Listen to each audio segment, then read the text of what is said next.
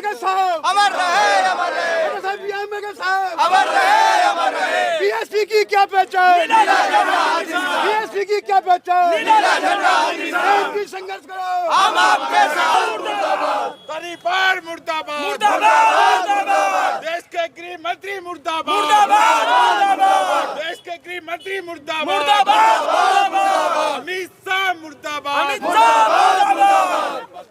अमित शाह हाय हाय हाय, हाय, हाय। अमित शाह हाय हाय हाय, हाय,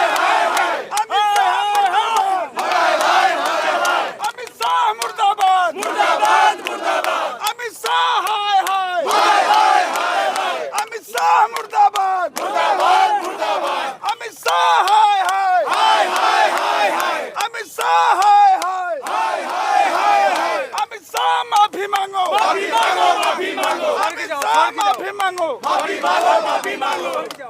अमित शाह वाह वाह, अमित शाह स्वर्ग जाओ, अमित शाह माफी मांगो, अमित शाह स्वर्ग जाओ, अमित शाह माफी मांगो, अमित शाह स्वर्ग जाओ। बीएसपी और बहन मायावती जिंदाबाद, जिंदाबाद। बीएसपी बहन मायावती जिंदाबाद, जिंदाबाद। बीएसपी बहन मायावती जिंदाबाद, जिंदाबाद। बाबा साहब अमर रहे, अमर रहे, अमर रहे, बाबा साहब अमर रहे, अमर रहे, अमर रहे, बाबा साहब अमर रहे, अमर रहे, अमर रहे, काशी राम साहब अमर रहे, अमर रहे, अमर रहे, काशी राम साहब अमर रहे, अमर रहे, अमर रहे। बीएसपी बहन मायावती जिंदाबाद, जिंदाबाद। बीएसपी बहन मायावती जिंदाबाद, जिंदाबाद। अमित शाह हाय हाय हाय, हाय, हाय, हाय। अमित शाह हाय हाय हाय, हाय, हाय, हाय। अमित शाह मुर्दाबाद, मुर्दाबाद, मुर्दाबाद। अमित शाह मुर्दाबाद, मुर्दाबाद, मुर्दाबाद। बीएसपी और बहन मायावती जिंदाबाद, जिंदाबाद। बीएसपी बहन मायावती जिंदाबाद, जिंदाबाद। क्या हमसे टकराएगा, चूर चूर हो जाएगा, क्या हमसे टकराएगा, चूर चूर हो जाएगा। क्या बहुजन की बात करेगा, वो दिल्ली में राज करेगा, क्या बहुजन की बात करेगा, वो दिल्ली में राज करेगा।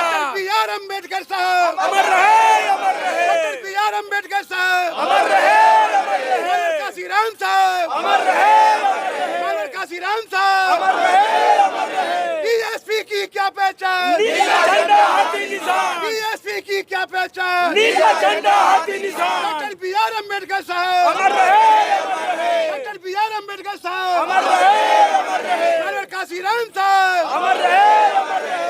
बीएसपी की क्या पहचान, नीला झंडा हाथी निशान, बीएसपी की क्या पहचान, नीला झंडा हाथी निशान। बहुजन समाज पार्टी, जिंदाबाद, जिंदाबाद, बहुजन समाज पार्टी जिंदाबाद, जिंदाबाद। रोजी रोटी दे न सकी, वो सरकार निकम्मी है, क्या सरकार निकम्मी है, वो सरकार बदलनी है, भाईचारा दे न सकी। वो शिक्षा के बारे में हम और ज्यादा से ज्यादा महिलाएं उतरेंगे, आगे बढ़ेंगे।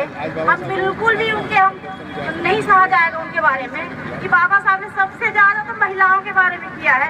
हमें ज्यादा से ज्यादा महिलाओं को बाहर आना चाहिए, महिलाओं के हक में बराबरी का अधिकार दिया है। आज मैं सबके जो बीच में बोल रही हूँ, बाबा साहब की देने की महिलाओं के यहाँ बोल रही है, ये किसकी देन है? सिर्फ बाबा साहब की। बाबा साहब के बारे में संसद में ऐसा बोल सकते हैं? आप लोग सोचिए, हम तो महिलाएं गरीब लोग हैं, थोड़े अनपढ़ गंवार लोग हैं, उनके साथ क्या किया जाएगा?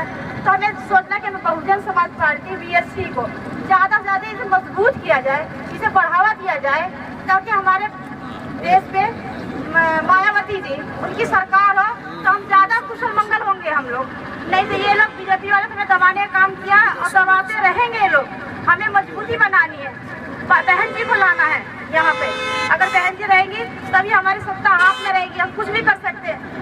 धीरे धीरे लोग सारे अंदर गए थे और 10 लोगों की टीम अंदर गई थी और इन लोगों ने भी जाकर के ज्ञापन दिया था। इनसे बातचीत करते हैं कि सर अभी आप लोग अंदर गए तो क्या बातें हुई आपकी? देखिए, वहाँ हम बातें करने के लिए नहीं गए थे जी, हम वहाँ ज्ञापन देने के लिए गए थे। जो हमारी नेता का आदेश था, ये ज्ञापन में उन्होंने अपना स्टैंप लगाकर उसे रिसीव कर लिया है जी। जो राष्ट्रपति जी के नाम मतलब है, एसडीएम साहब के द्वारा देश के राष्ट्रपति को हमने भेजा है कि इस देश के अंदर 18 तारीख को अमित शाह देश के गृह मंत्री ने बाबा साहब डॉक्टर भीमराव अम्बेडकर जी के प्रति अभद्र टिप्पणी का मतलब उपयोग किया, जिसका रोष पूरे देश के अंदर है। आज मेरी नेता बहन कुमारी मायावती जी का आदेश था जी कि पूरे देश के हर ज़िले में जाकर हम लोगों को प्रदर्शन करना है। जी तो उसी तहत दिल्ली के अंदर 11 के 11 ज़िलों में आज प्रदर्शन हुआ है, जिसमें एक आपका ये राजा गार्डन, रजौरी गार्डन का भी मतलब जो ना ये SDM ऑफिस है, यहाँ हमने अपना ज्ञापन दिया है। तो ज्ञापन देकर अभी हम लोग बाहर आए हैं। सर बहुत देर कर दी आप लोगों ने क्या देर कर दी? ये ज्ञापन देने में। आप कब कह रहे हो? इस पे मैं एक लाइन बताऊं, हमने मंच से भी बोला है कि हमारी नेता ने ज्यों गृह मंत्री जी ने पार्लियामेंट में इस तरह के अपशब्दों का इस्तेमाल किया, हमारी नेता ने तुरंत ट्वीट किया और उन्होंने कहा मैं आपको समय देती हूं, आप इसको तुरंत या तो शब्द वापस ले लीजिए, क्षमा मांग लीजिए, अन्यथा फिर हम आगे। तो बहन जी ने टाइम दिया, ऐसा नहीं कि उन्होंने कहा कि भाई तुरंत करिए, उन्होंने कहा तो उसमें टाइम लगा। जब उनको लगा है हमारी नेता को कि अमित शाह जी न माफ़ी मांग रहे हैं न रिजाइन कर रहे हैं, तब उन्होंने कहा कि हमारे समर्थक अब सड़कों पे जाएंगे।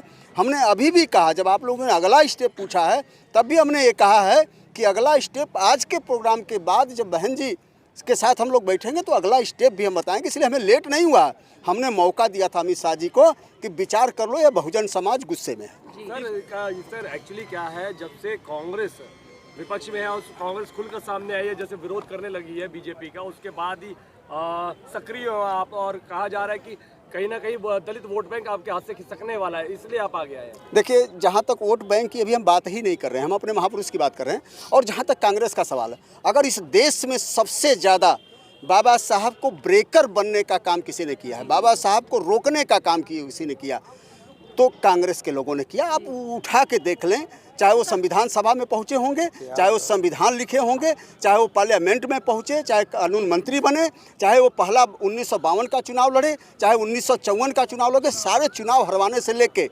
बाबा साहब को मजबूर करके इस्तीफा लेने तक का कांग्रेस के लोग किया था। सर मेरा एक सवाल है कि जिस वक्त सदन में जब अमित शाह जी ने बाबा साहब का अपमान किया था, उसके बाद अगले दिन सुबह सदन के बाहर राहुल गांधी हो चाहे प्रियंका गांधी हो, उन सब ने मिलकर, यहाँ तक कि सपा ने मिलकर के बाबा साहब का नारा लगाया था और कहीं कि अमित शाह से इस्तीफा की मांग की थी।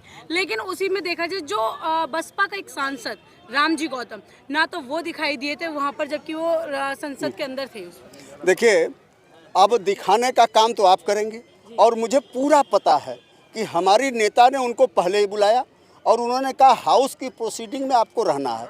वो वहाँ थे, उन्होंने बात भी रखा। अब जैसे अगर आपने हमारा बाइट तो ले लिया, अगर इसी को हम ना दिखाएं, आप ना दिखाएं, तो हम दिखेंगे नहीं कहीं। तो वो पहले भी हुआ करता था, हमारे सांसद के साथ भी हुआ है।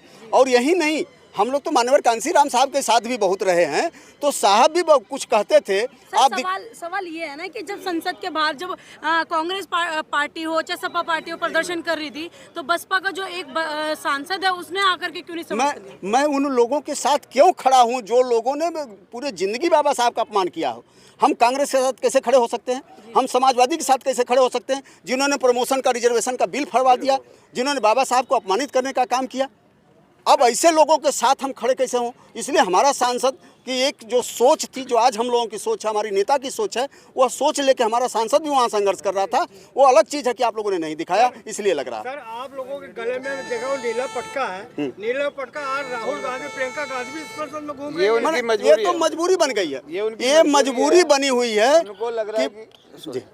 ये उनकी मजबूरी बन गई है कि बाबा साहब के अनुयायी या समर्थक पूरे देश में इतने ज़्यादा लोग हो गए हैं कि आज घड़ियाली आंसू बहाने को वो मजबूर हो गए, इसलिए पटका दिख रहा है। कहीं ना कहीं लोगों का आक्रोश है कि बहन जी की तरफ से कोई आंदोलन नहीं होते, और कहीं जो बहन जी पर भरोसा जताता था दलित समाज, वो कहीं ना कहीं बसपा की ओर जा रहा, बसपा छोड़। अरे इतने बहन जी के चेहरे दिख रहे हैं, अब कहाँ चेहरे कमी है? बहन जी यही नहीं, आप अभी शाम होते होते देखिएगा, पूरे देश में हर जिले पे, हर विधानसभा पे बहन जी का चेहरा दिख रहा है। कहाँ कभी बड़े नेता बसपा छोड़कर जा रहे हैं बसपा की तरफ, आप कह रहे हैं हम कह रहे हैं कि हम लोगों से बड़ा कौन है?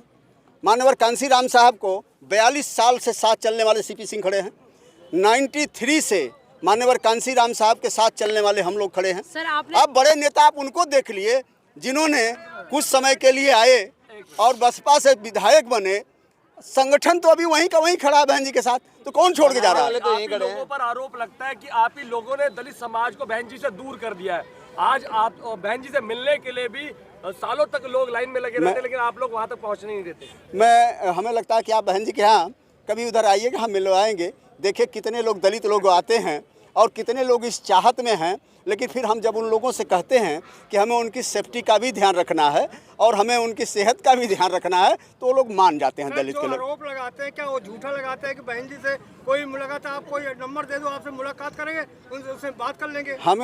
हमसे तो आप ही मुलाकात नहीं कर पाते, बहन जी से मुलाकात करनी हो तो हम करा देंगे, उसमें कोई ज़्यादा दिक्कत नहीं है। बहन जी भी बाइट देती हैं, बहन जी की प्रेस कॉन्फ्रेंस होती है, हम उपस्थित रहते हैं, लखनऊ में भी होती है, हर जगह होती है। आप लोग वहाँ आएंगे तो हम सम्मान बहन जी के सामने ले जाएंगे, कोई दिक्कत नहीं होगी। बसपा का क्या होगा अगर आज आपने मेमोरेंडम दे दिया है, ज्ञापन दे दिया है, लेकिन तब भी कोई कार्रवाई नहीं की जाती, तो अगला कदम बसपा हमने का कहा क्या कि वो अगला कदम ही डिसाइड करेंगी हमारी नेता। आज शाम को जब हम ये चीज़ें उनके सामने ले जाएंगे, वो देखेंगे अगला कदम क्या होगा, वो हमारी नेता डिसाइड सर करेंगे। जी, दिल्ली में चुनाव है तो आप लोग किस स्तर पे है? यहाँ पर तो पूरे दिल्ली में केवल आम आदमी और बीजेपी का नारा वो दिख रहा है, पोस्टर बैनर सब होर्डिंग लग रहा है, लेकिन आप लोग कहीं दिख नहीं रहे। सुनिए ऐसा बसपा की क्या तैयारी है? देखिए मैं एक चीज बताऊं, 13,000 करोड़ रुपया 13,000 करोड़ रुपया वो सुप्रीम कोर्ट के जब डंडा पड़ा तो ये बताया गया कि बीजेपी को चंदा दिया। कौन लोगों ने? चंदा दे के धंधा लेने वाले लोगों ने, इलेक्ट्रल बॉन्ड।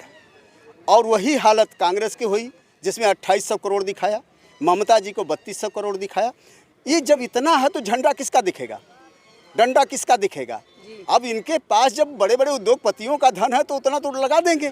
हमारे पास तो एक आज भी हम जब इधर आए हैं तो ये जो हमारी गाड़ी भी है, ये जो बैनर भी है, ये हमारे वर्करों ने अपना 100 50 रुपये इकट्ठा करके आज ये किया है। तो इसलिए झंडा भले ना दिखे, डंडा भले कम दिखे, लेकिन बहुजन समाज भरी तादाद में है, इस विधानसभा में आपको दिखाएगा। सर मेरा एक सवाल है, अभी जब आप लोगों की रैली निकल रही थी, आम जनता की बात करते हैं, उसमें एक व्यक्ति ने सवाल उठाया था कि जितने लोग आज दिखाई दे रहे हैं यहाँ पर झंडे के साथ, डंडे के साथ बात की जाए, लेकिन अगर वोट की बात की जाए ना तो इतने वोट इन लोगों को उस वक्त नहीं पड़ते हैं जिस वक्त इन्हें जरूरत होती है, लेकिन आज लोग दिखाई दे रहे हैं। नहीं, मुझे ये कहना कि पता न कौन व्यक्ति थे, और हम कह रहे हैं कि इसमें तमाम ऐसे लोग हैं।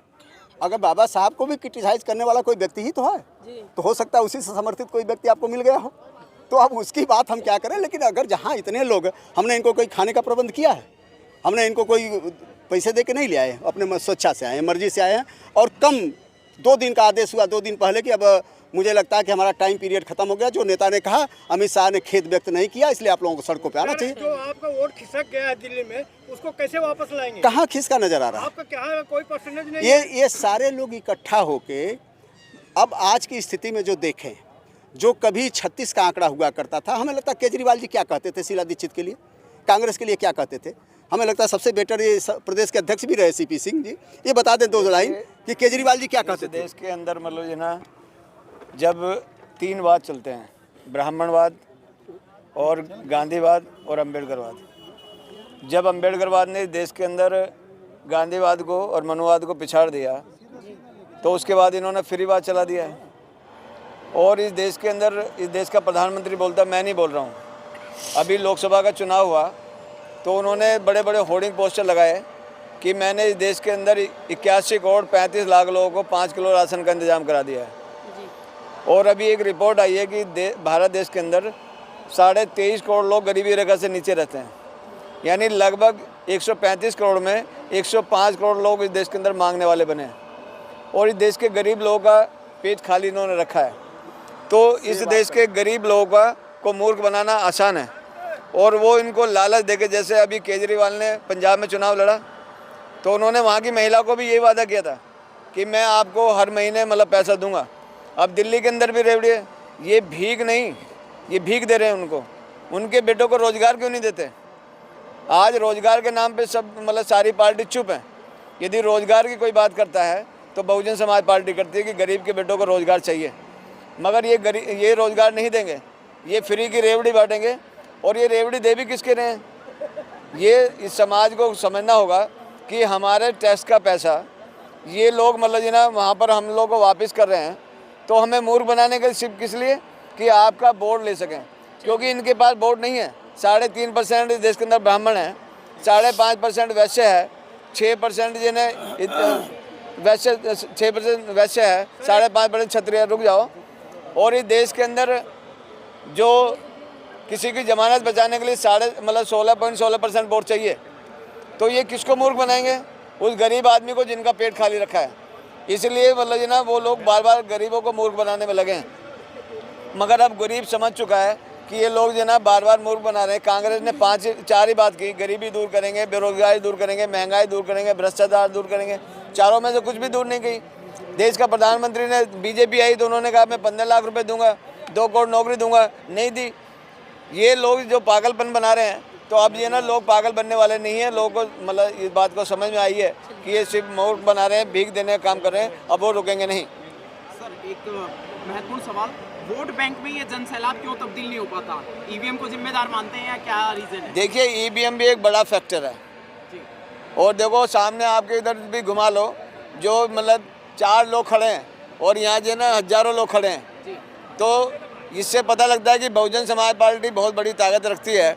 ये सिर्फ घड़ियाली आंसू बहा रहे हैं, ये उनके वंशज हैं। जो हम लोग खड़े हैं, हम बाबा साहब के वंशज हैं, तो बाबा साहब का दर्द हम जाके फटी ना बिवाई, वो क्या जाने पीर पड़ाई। इनको क्या पता दर्द क्या है बाबा साहब का, गरीबों का दर्द क्या है। उस दर्द को लेकर हम लोग घूमते हैं, सुबह शाम तक जो है ना खाली पेट लोग संघर्ष कर रहे हैं। और इस देश के रजवाड़े इनकी पार्टी को चलाते हैं, देश के पूंजीपति चलाते हैं। हम लोग चंदा मांग के इस देश के अंदर गरीब लोग अपने पेट काट के पैसा देते हैं, तो उनके मुकाबले फिर भी हम तीसरे नंबर की ताकत लेके खड़े हैं। तो अब समाज समझ रहा है, जान रहा है कि भाई अब लंबे समय तक मूर्ख इनको बना नहीं पाएंगे, तो लोग इसे वोट में भी कन्वर्ट करेंगे। तो जिस बोर्ड में कन्वर्ट होगा तो ये सारे भागते नजर आएंगे, एक भी आपके सामने नजर नहीं आएगा। चलिए।